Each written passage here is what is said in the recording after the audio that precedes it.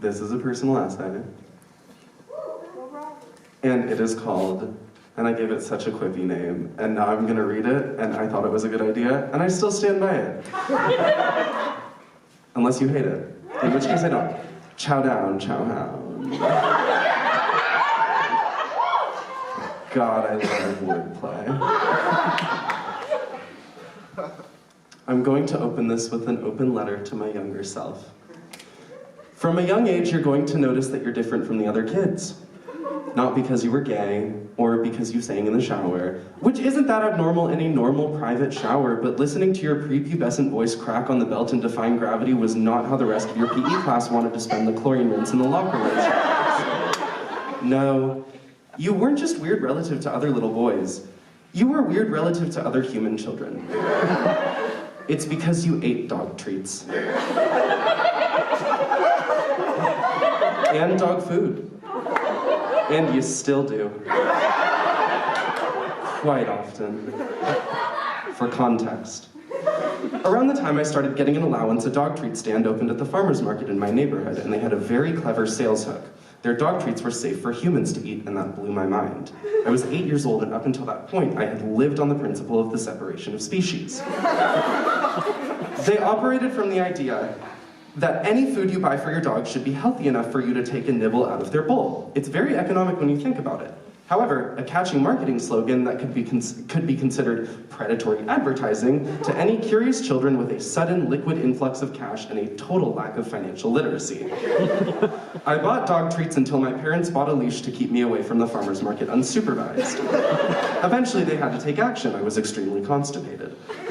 Gut issues come with the territory of eating food made for a different biological species. Dogs can't digest wheat flour, so most human-grade dog treats are made with oat flour and then flavored and congealed into a dough with lots and lots of peanut butter. Essentially this translates to bricks of peanut protein entering the body and never being pooped out as the dry biscuits suck all of the moisture out of the intestinal walls. I had put a cork in my sphincter, and the peanut butter protein buildup was giving me a condition I previously didn't know existed. The peanut butter sweats.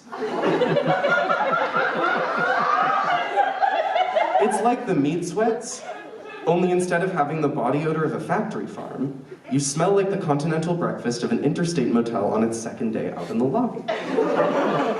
Were the dog treats tasty? Surely there was some reason I was putting my body through enough to warrant an intervention with my parents. They were not. I would have probably gotten a better nutritional content and more flavor from licking the sawdust off the floor of a woodshed. So I stopped. It turns out, it is more of a compulsion than I give it credit for. This past summer, I got a job selling organic dog food. I didn't realize that being around the same types of organic dog treats would be a trigger for me to spiral back into my old ways. It's not totally my fault. Dog treat companies, it's not that weird.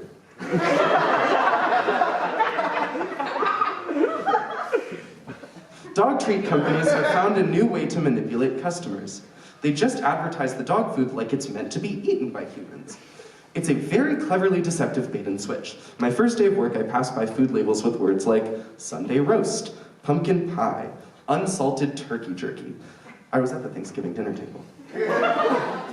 I reminded myself about the consequences these treats would have for my colon, no matter how well they were marketed. It's also worth it to mention that some dog treats we carry are categorized as guilt-free. Guilt-free for who?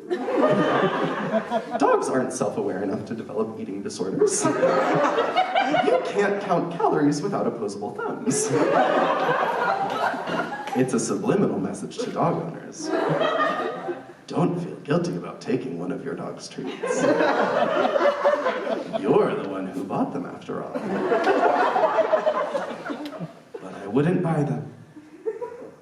I was told about the 30% off employee discount. It's not that weird. It took 1 week of me working there to fall back into my habit of eating dog treats. Often people are shocked when they see me eating them out of the bag like Cheetos. Rarely ever are they impressed when I tell them about the great discount I got on them. I'm honestly a little bit shocked about the flack I received for it. I could have taken on other dog behaviors that are much more taboo. I could have been known on the neighborhood mail beat as the kid who barks at the mail carriers and nibbles at their ankle if the front door is accidentally left unlocked. The only thing worse than that would be if I had decided to start pooping on the neighborhood lawns. Thank goodness the oat flour left me so constipated that it wasn't even in the realm of possibilities. I want to present a case. The keto diet is allowed to exist free of judgment.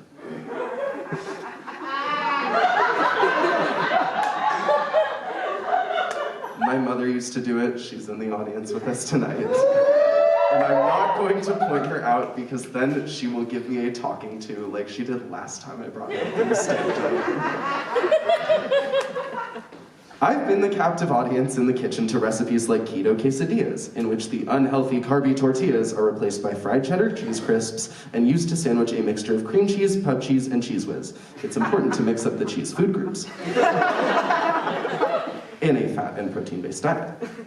Or keto chocolate cake. The only time someone could look at a combination of mayonnaise, unsweetened cocoa powder, and coconut flour and think it to be batter for baking instead of a stool sample. Even midnight snack sips from the grease jar are more acceptable than eating food formulated for dogs and humans. She says she's keto because of her diabetes. I say that people are out to get me. The second middle finger has gone up. So to younger Robert, life isn't free of judgment. They also hated Jesus because he told the truth. Maybe someday people will understand. Until then, chow down, chow down.